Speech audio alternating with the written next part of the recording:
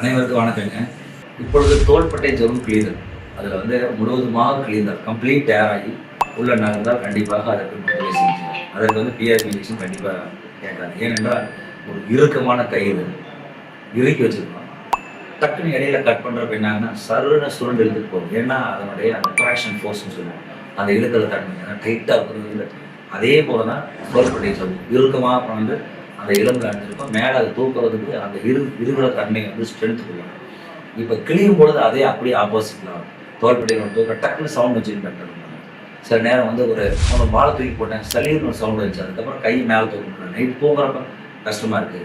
இந்த மாதிரி கம்ப்ளைண்ட்ஸ் நம்ம பார்க்குறோம். இளம் வயதுலேயும் பார்க்குறோம், வயதானவர்களும் பார்க்குறோம். அதிகமாக யாரை பார்க்குறோம் அப்படின்னு கேட்டிங்கன்னா 70% மேலே வயதானவர்கள் தான். ஏன்னா அது வந்து டீஜெனரேஷன் ஆகிருக்கு. அதாவது ஒரு கயிறு அந்து போவது அப்படிங்கிறது அப்படின்னா நல்லா இருக்கிற கயிறு உடனே அந்து போவதற்கு வாய்ப்புகள் மிகவும் குறைவு. படு அதிகமாகும் பொழுது கிளியும்.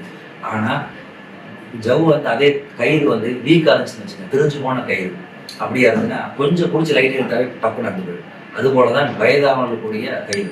வயதானவர்களுடைய கயிறுங்கிறது வயதானவர்களுடைய ஜவ்வு வந்து டீஜெனரேஷன் அப்படின்னு சொல்லுவோம். அது டீஜெனரேஷன் ஆகி ஸ்ட்ரென்த் கம்மியாக இருக்கும், வெயிட் அதிகமாக தூக்க மாட்டாங்க அவங்க.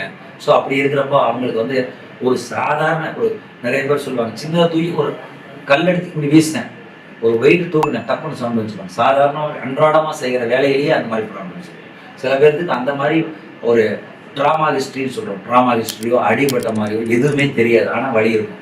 எம்ஆர்ஐ எடுத்து பார்த்தீங்கன்னா கம்ப்ளீட் டேர் அப்படின்னு வரும்.